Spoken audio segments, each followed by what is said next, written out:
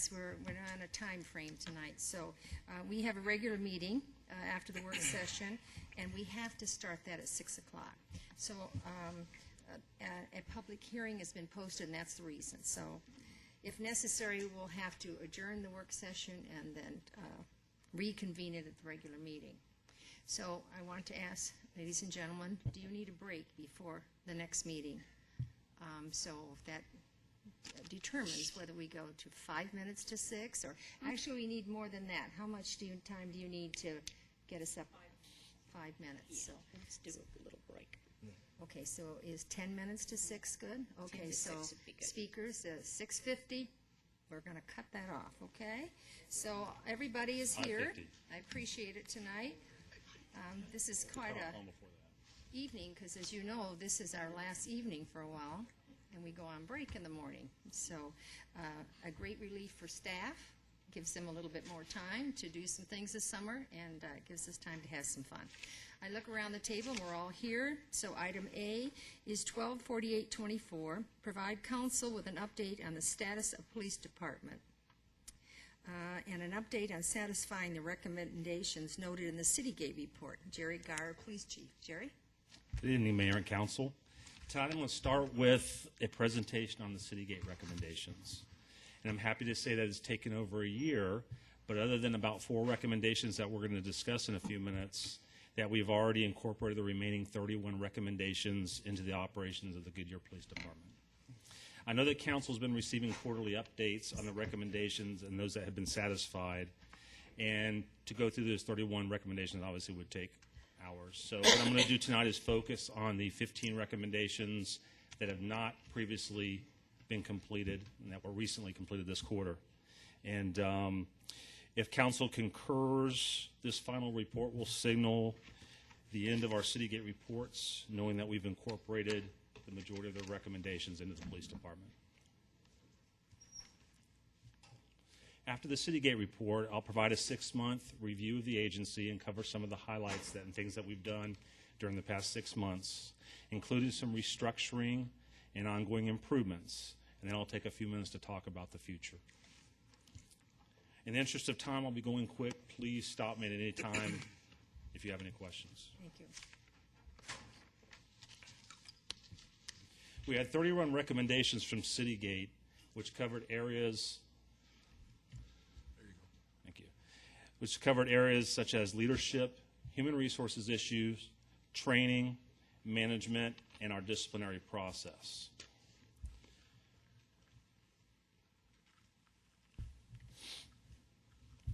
Recommendations 3-2 and 3-3. These 2 recommendations are very similar. They both deal with department training as well as strategic planning. Both are very important and are very needed recommendations. Training is a priority of mine and will always be. In the past year, we've had a significant amount of training that we've done for our police officers. We allow officers to attend trainings throughout the state continuously as budget and time allows. We provide training in our squad briefings and in supervisors' meetings. The police department participates in city-mandated ethics and harassment training.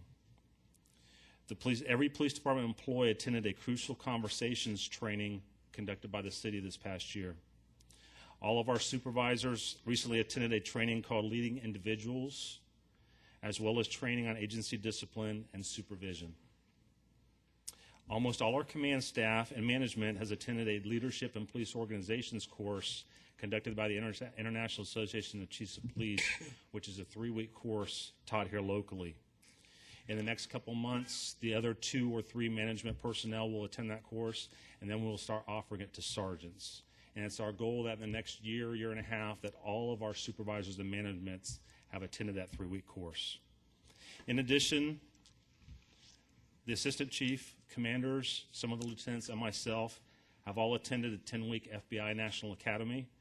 Some of us have also attended a 10-week Southern Police Institute course, and we're in the process of getting another lieutenant registered to attend the FBI National Academy. So as you can see, we are a very well-trained agency. We put a lot of time and effort into training this past year, some through the recommendations of Citygate, others that is training that we need.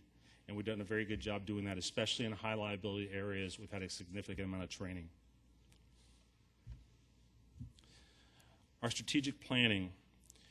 We had a strategic plan in place. It needed modification, needed updating. So just recently, I put together a committee to develop a new strategic plan.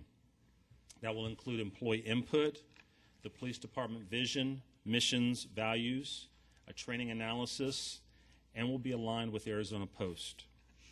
I met with this committee recently, and it was determined that 5 goals of our strategic plan would be: 1, leadership and ethics; 2, crime reduction and improving the quality of life in the community; 3, technology; 4, traffic safety; and 5, enhancing agency efficiency and effectiveness.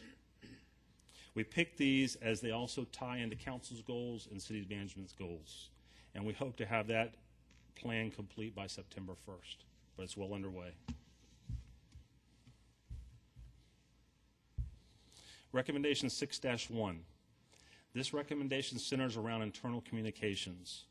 Part of my analysis when I came to the agency determined that communication did not flow well up and down through the chain of commands. We had some communication issues. The recent reorganization corrected many of those failures by creating clear levels of command consisting of 2 bureaus, 6 divisions, with distinct chain of commands for each one. I also implemented a communications plan that consists of identifying a clear vision, mission, and values for the agency, an open door policy where employees can come and meet with me for anything at any time. That's been very successful. I'm an engaged chief who often meets with a group of employees to provide direction. We have supervisors meetings, staff meetings, and I have an upcoming department meeting for the entire department, a mandatory meeting scheduled next week to keep everybody in the loop on things that we're doing. I'm constantly sending out emails to the police department to inform them about issues or things going on in the city. And I have a great union relationship, which also helps with communications. So currently the communication flows up and down through the chain of command much better than ever before, and we have a good communication plan in place.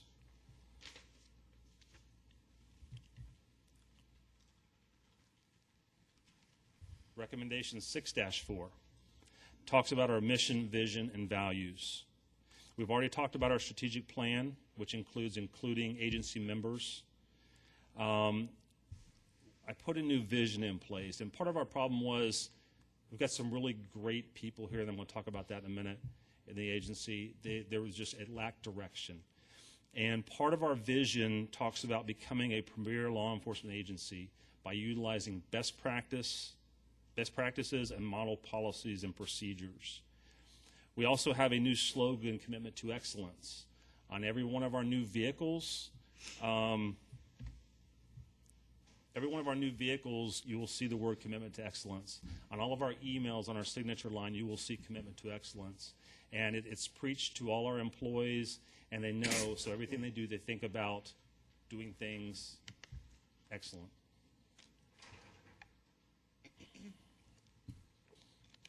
Again, we're well on our way to completing our strategic plan. We have visions and values in place.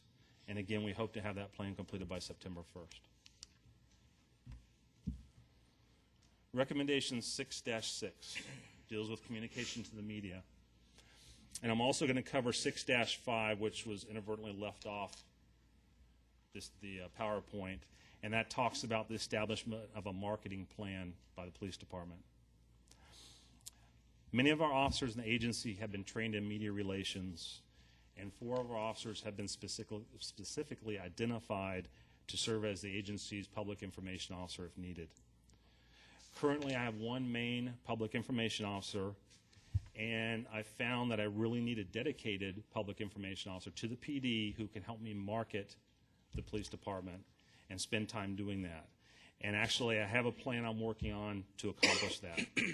But our PIO, whether it be the existing one or a new one, will need to work closely with the communications director and our new city PIO to help market the police department.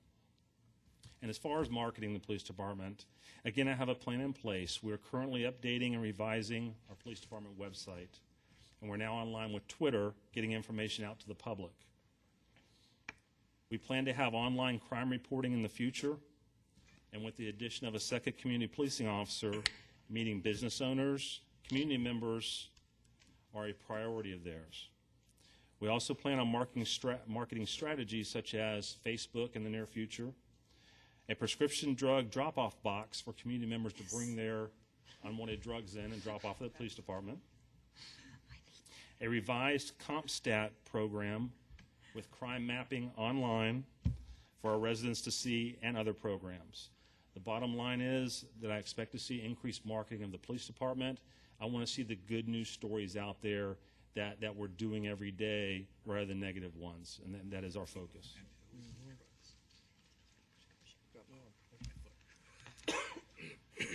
Recommendations 7-1, 2, 3, 4, and 5. All of these cover human resources issues, the hiring of a police officer, and the transfer and reassignment of current employees. 7-1 recommends a testing process for new officers be assigned to human resources. I concur with that. That is already in place. Part of my analysis at the police department was that we needed to work more closely with human resources, and I needed a management level person to have oversight of that. We hired Lieutenant Kim Salaya, who has experience liaisoning with human resources and other agencies and overseeing police department hiring, recruiting, transfers, and promotional processes. She's already hit the ground running and has established great relationships with human resources and is currently providing input to them so they can handle an upcoming police officer recruitment that we'll be having. Recommendation 7-2 recommends that every police officer candidate should be interviewed by the police chief. This recommendation is nice, but is not necessarily a best practice and is not practiced by many agencies around the country. Through the testing process, our officer candidates go through a series of written tests and interviews. They go through a verbal and written psychological exam, they go through a verbal and written polygraph exam, and they go before an oral board made up of police command staff and HR representatives. There's really nothing more that I could do as a police chief by having a one-on-one meeting with one of these candidates. Also, I review their background information and look at the results of their testing and do a complete file review on each candidate before they're officially hired. So I'm seeing all their background, I'm learning about them. Also, one of their first stops during their initial training is to meet with the police chief once they're hired. So I appreciate this recommendation. It's my plan not to have these meetings, and this also has the concurrence of the HR director.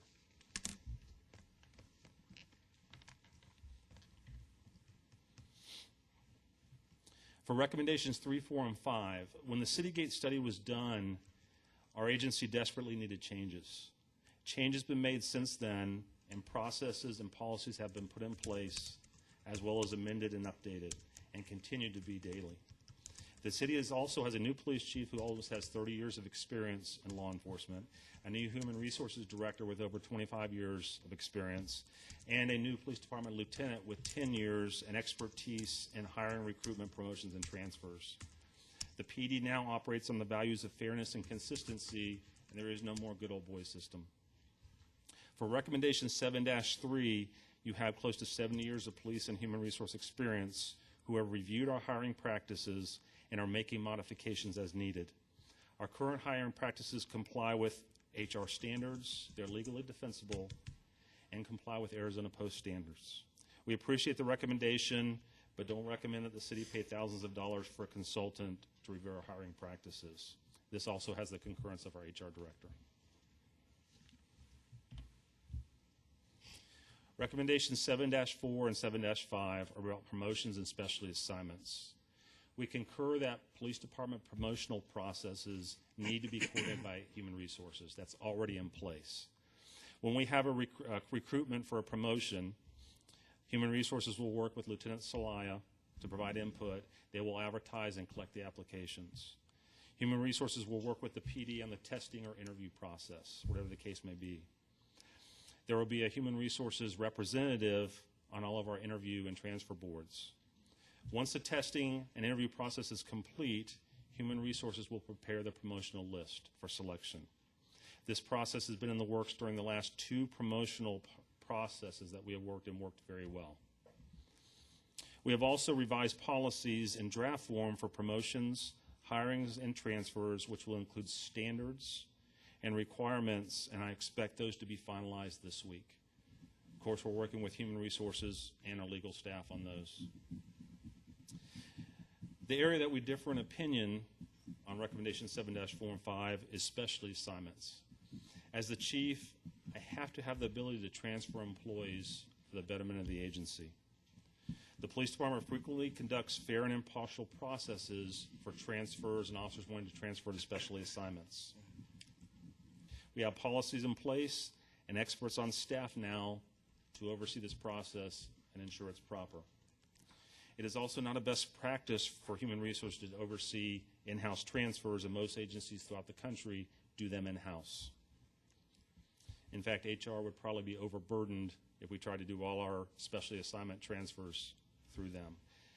This also has the concurrence of the HR director. Recommendation 7-6. This will be about one of the quickest ones that we talk about. And it deals with performance evaluations. As we all know, we have a team. The city's put together a committee to review and come up with new performance evaluations. The police department does have participation on that committee to provide input, myself being one of those members. And as soon as we have a new evaluation system in place, the police department will adopt a policy consistent with that evaluation program. Our final recommendations, 7-7, 8, and 9, all center around policies. As of now, our entire policy manual needs updated and revised. We're talking about hundreds of policies. We've already been doing that for some of our high liability policies, but we have hundreds to go. I anticipate it taking one person, probably a year full-time, to revise all these policies. I did the same thing in Yuma recently, and it took about 2.5 years to do that in addition to all my other duties. So having one full-time person, I anticipate about a year. Knowing how important that is to get those policies revised and updated, today I assigned Lieutenant Jeff Rogers to work with me and our assistant city attorney to revise our manual using, again, best practices and model policies and procedures that also comply with accreditation standards, because that is a future goal of mine. This will be a full-time assignment, and again, I anticipate probably taking a year to complete.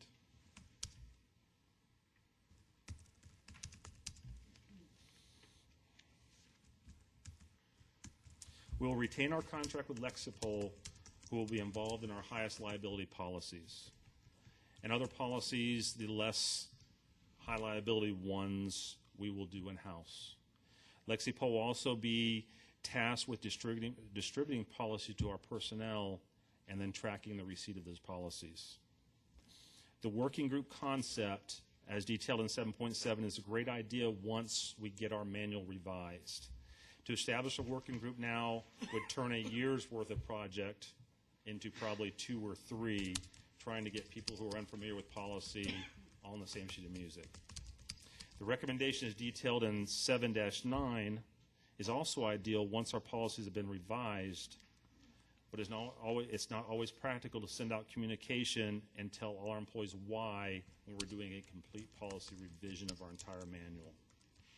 Supervisors will, however, provide updates for training on all our new or changed policies.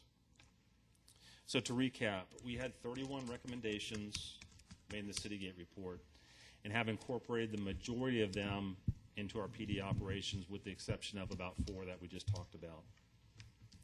We feel that we have completed our response to the recommendations after approximately a year, and we're proud of that. And is there any questions from council? Questions? Joe? Just a comment, a couple comments.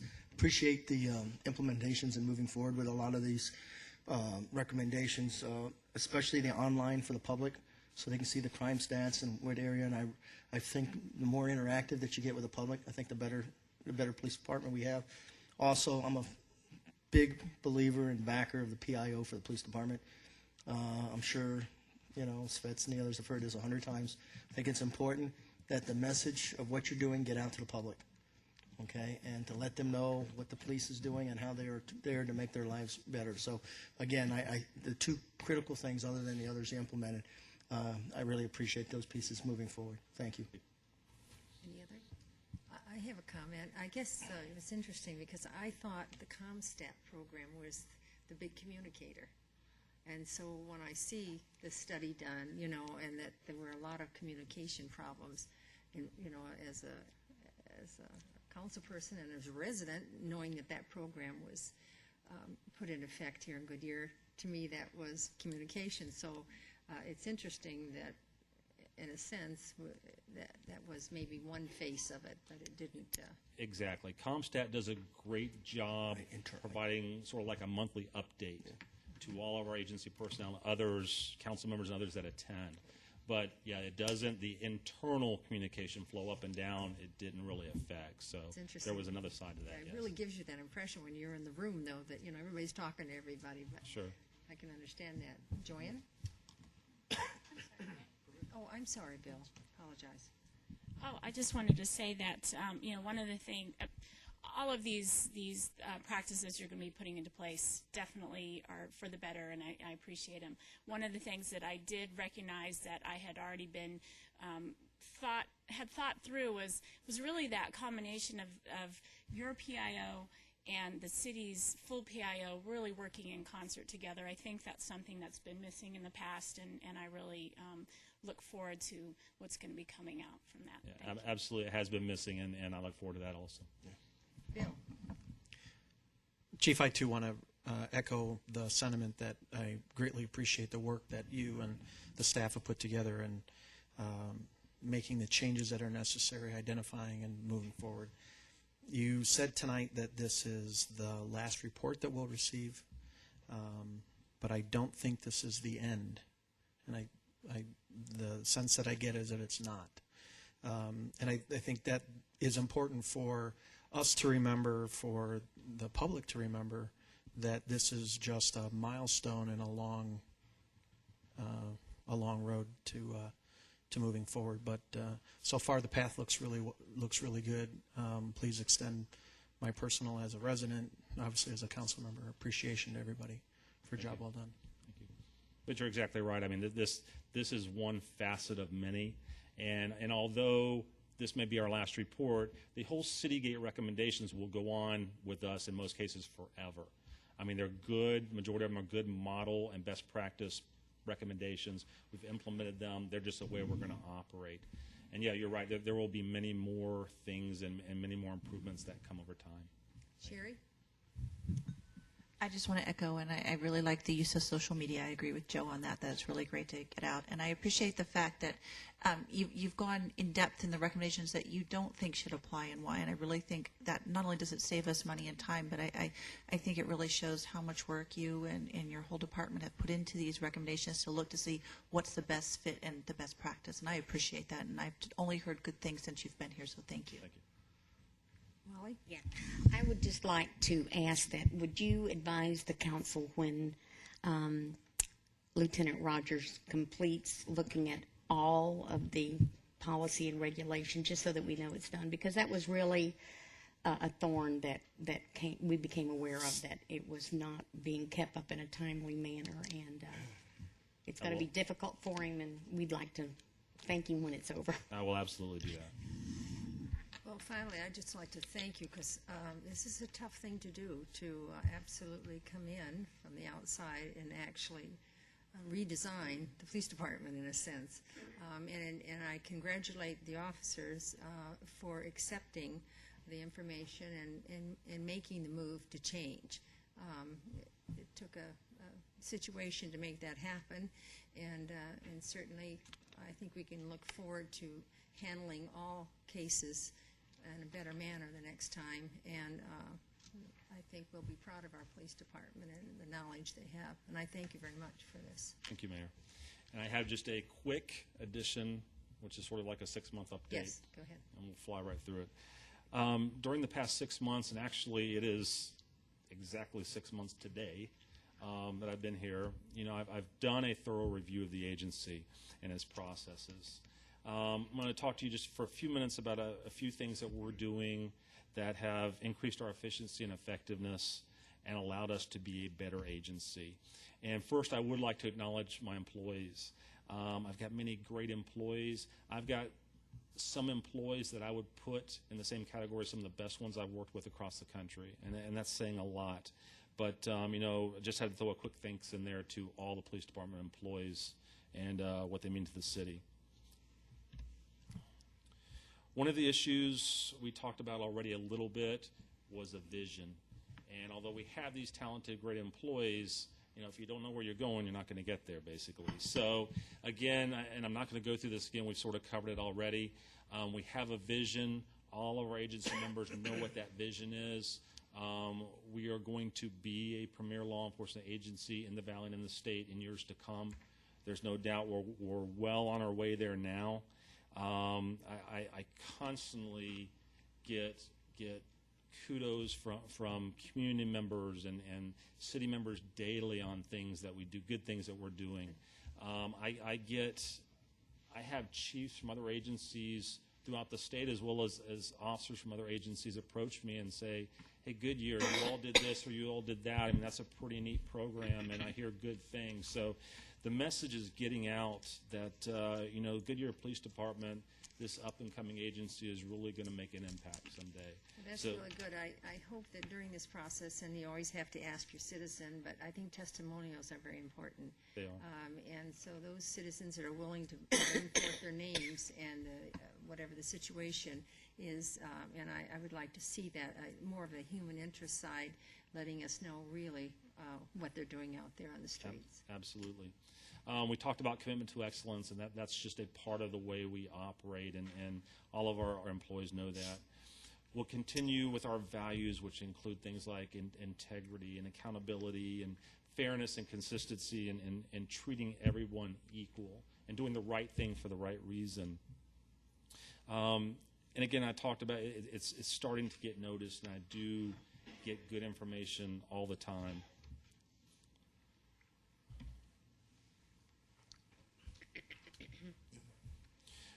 One of the recent changes we made was a restructuring the police department. Obviously, we didn't add any positions, but just moved a few units and employees around, created a couple new units, and repaired some structural issues. And a few of the highlights I just want to talk about for a minute. One, we created a specialized patrol division. And the way it was, we had special units like our K-9 unit, our street crimes unit, our traffic unit, training just spread out in different places in the agency. So now we have them all together in one specialized patrol division is what we call them, under one command, and it just seems to flow much better having them all together. I've seen that work very well in other agencies. We talked about our new lieutenant that we hired. She's been here 3 weeks. Actually, today was her first day in new employee orientation. And, it also promotes our diversity, and we've talked about that before, knowing that, she is the highest ranking female employee ever in the history of the Goodyear Police Department. Says a lot. We took our dispatch, and there was sort of a disconnection between dispatch and patrol, and those are two functions that work so closely together. So we moved dispatch under the same division as patrol. So now they operate under the same command, the same structure, and we hope that will repair some of the disconnect issues. We overhauled our training unit. Obviously, training is a huge priority. We had 4 people assigned to the training unit, and I can tell you in much bigger agencies, I've seen less than 4 people in training unit. And what we found out is we had over 20 employees in-house that were certified trainers within the state of Arizona, but we were only using a few of them to actually train our employees. So we took 2 people out of training, put them back in other assignments, and we are now using some of our certified trainers that we have already to do some of our training, which has made a big impact. Being innovative, and we've talked about things, our PSO program. I know I sent out an email talking about a new shift configuration that we're trying that we hope will increase our officers on the road and reduce overtime. Policies, we talked about that. Adding a second community policing officer. part of their priority is to get out in the community and revise our neighborhood watch programs and to meet with business owners and attend meetings. And right now they're doing so much and doing a really good job. We added another K-9 officer, and we purchased that K-9 through seized funds from criminals. And our goal is to try to have a K-9 on duty at all times. And I transferred several employees. When I came to the agency, I believe that to be really efficient, you have to have good, well-rounded employees. And what I found was we had a lot of employees in special units for 6, 8, 10 years and longer. And you really lose touch when that's the case. Not that these employees were not doing a good job, and it's not discipline related, but some of them needed to come out of those units. And what that did is it helped morale, it created transfer opportunities for other officers. So we did that, and what we found is some of these new officers going into these assignments are really, really motivated and have come up with some really good ideas. And we'll always evaluate our positions and in cases like that in the future. And again, we've talked about streamlining processes, and we only send one officer to alarm calls now to keep more officers on the streets and available for calls. Our volunteers, such a great asset, and they're doing more and more on the road and administratively for us. We dispatch all our calls now, which we weren't before. We have a lot of officers, a lot of staff personnel, detectives that don't have in-car computers. So we had a huge contingent of the agency missing calls that were being dispatched on the computer. So now all of them know that. The direction is we're all cops for the most part. If a call goes out, you're expected to go. I don't care if you're a staff member, detective, whoever. If it's a non-report type call, something of an emergency, you need to go. Online reporting, if we can get that implemented down the road, that'll be a big thing for us.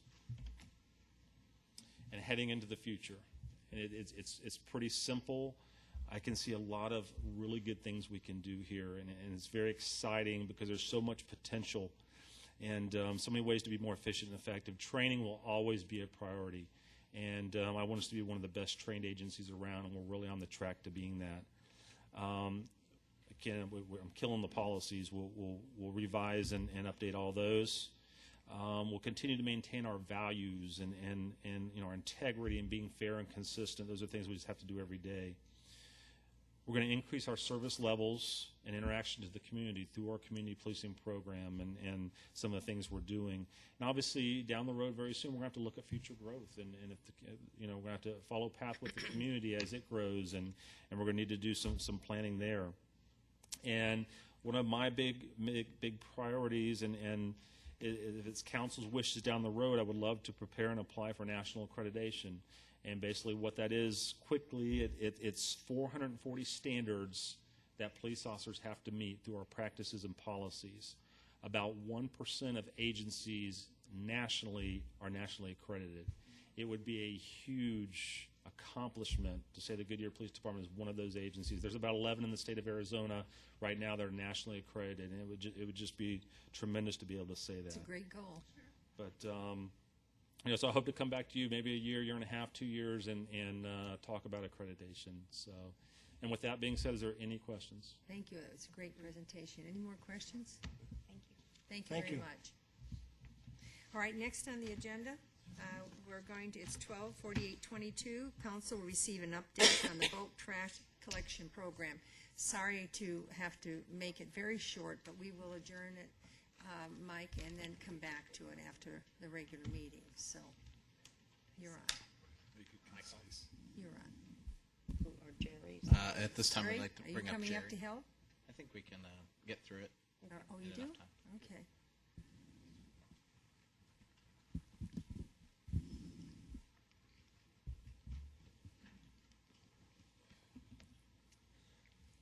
Good evening, Mayor and Council. I'm Jerry Postma, Deputy Director for Environmental Services for Public Works. With me tonight is Willie Elizondo, Sanitation Superintendent, and we'd like to quickly go through the bulk collection item change and then also the outreach to the community that we're proposing.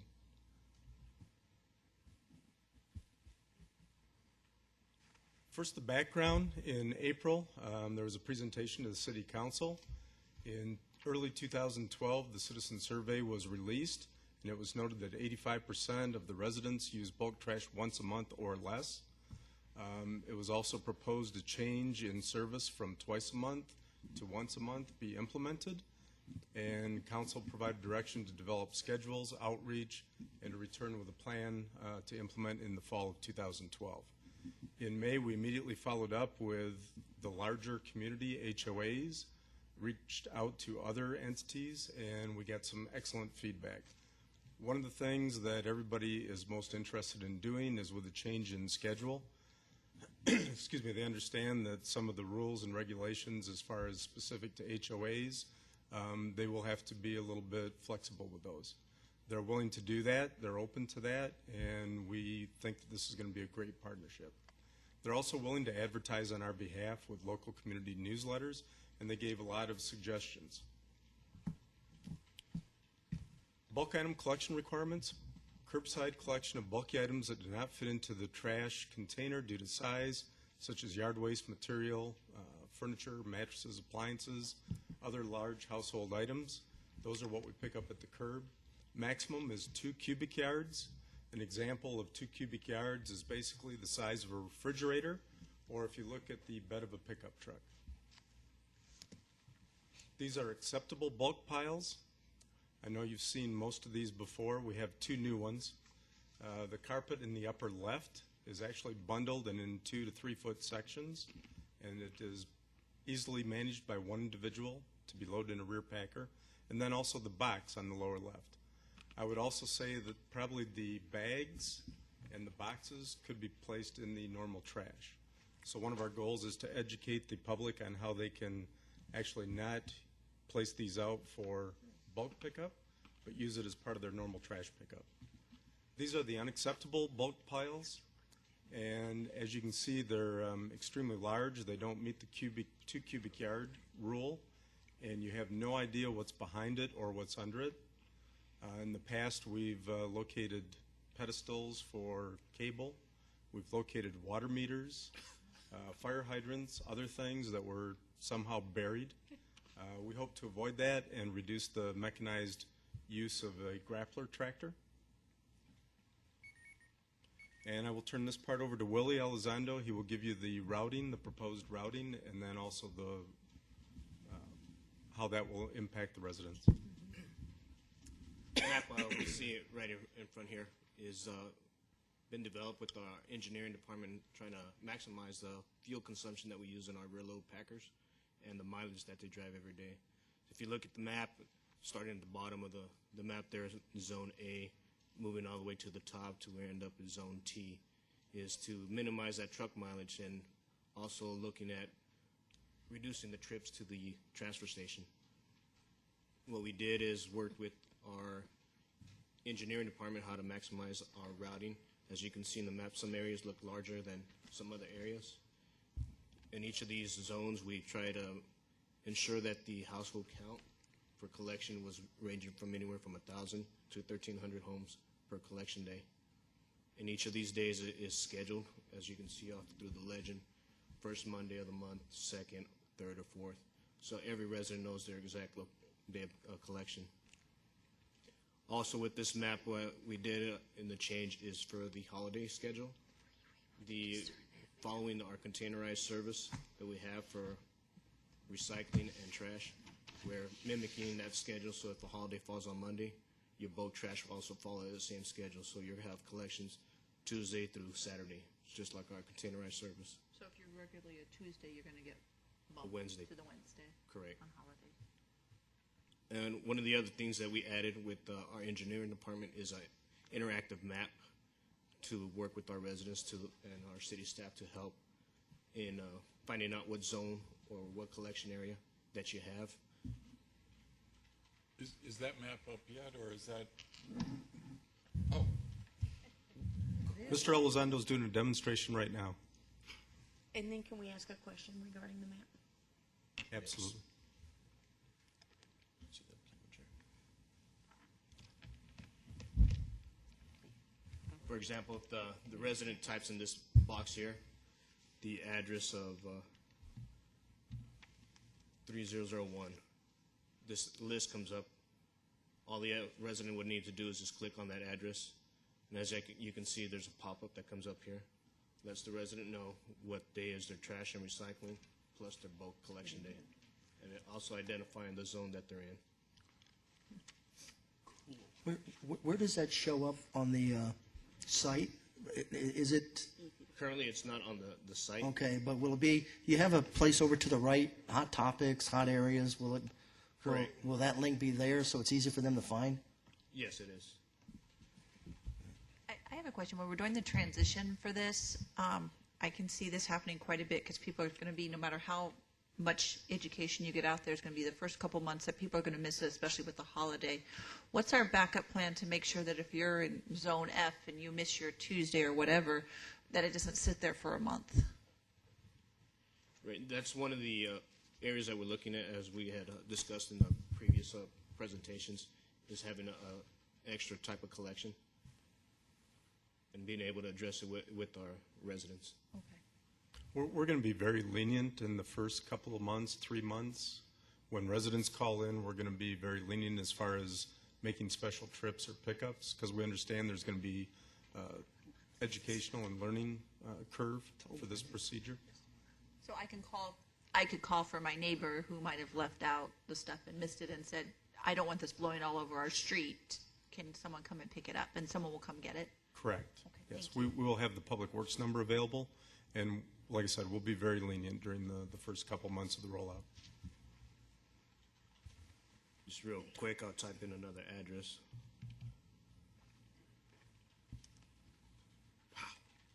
So it gives you a possible, different areas in the city depending on what your address is, and you can just click on the address, and as you can see, this changes. I love it. Interactive GIS.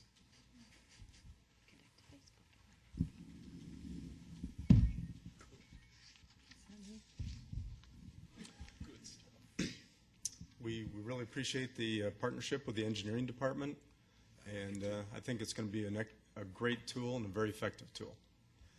This is the communication strategy over the next 2.5 months. We'd like to roll out initially with brochures and flyers, get a quick article in the In Focus, and then hit the city website with the maps.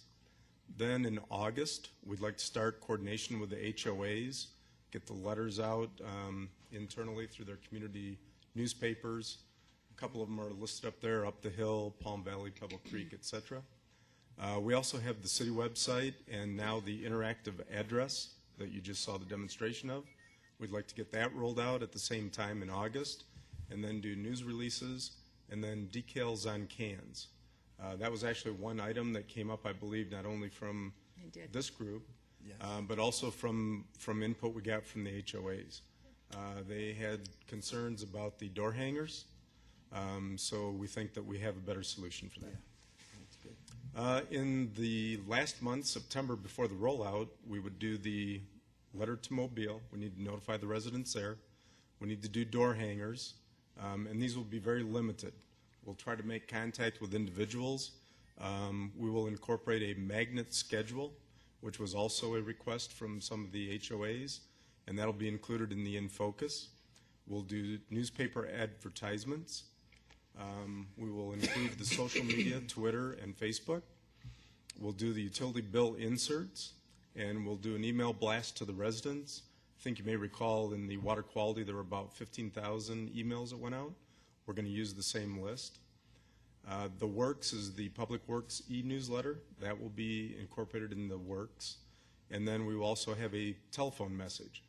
I don't know if you recall ever getting the pre-programmed messages, typically around election time, where there's a mass call out and there's a message, hey, don't forget, we're going to have the new bulk program rollout on Monday, October 1st, and we will do that probably the very end of September. So we'll remind people on the Friday, Saturday before the Monday rollout that here is the program. Please do not forget. So the next steps, July through October, we're going to be implementing the promotional campaign, the new schedule, change in service, educate acceptable bulk disposal, promote the telephone numbers and websites so people can call in or send us an email if they have a late or missed pickup, so we can follow up on that. And then we propose that the schedule change become effective October 1. The reason for that is October 1 is a Monday, so now it's real easy. And then second, there are no city-observed holidays in October. So it should be very less confusing to do the rollout in October. And that on top is how we propose to put the sticker on the cans. Those would go on the tan cans and be available to everybody that places their can out. If we miss somebody because of the time of year, that's when we would revert back to the door hangers. Also with new customers, the door hangers will be taped to the containers when they're dropped off. This time, I'd be happy to take any questions. Joe? Just a real quick question. I like the stickers on the cans, but let me ask you this: for those that don't have computers, and I don't know what percentage that is anymore, would there be any value of putting a phone number on that sticker as well as just the website? That's a great observation, and we will these have not been printed yet, so Okay, we'd be more good. than happy to look into that. Okay. Because I think there's value of having both, only because there are some that don't have access to computers. So if you have a phone number for Public Works, they'll be able to use that. Thank you. That's an excellent point. Thank you. Other question? Yeah, I have a question. Does the city not observe Columbus Day? No, we do not. We don't. We do, but they don't. I do. We don't. I do. I do. Oh, okay, sorry. Never mind. It's not a city holiday. Day after Thanksgiving. It's a nice solo day. Well, they said we don't have city council because it was a holiday, so that's why I was saying if it's. Can you speak up, because I think there's some question. Someone mentioned to me this afternoon, who shall remain anonymous, that we on Monday, October 8th, we do not have council meeting because it's Columbus Day. So if that's not a holiday, that's okay. As far as the city's concerned, it's fine. It's not one of our city-observed holidays for staff. Any other discussion?